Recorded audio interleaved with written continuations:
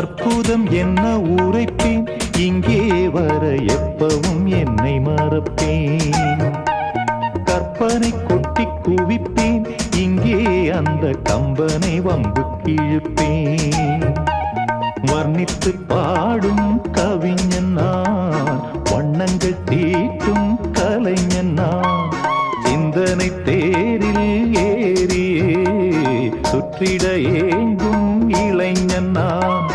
கண்ணில் காணும் யார்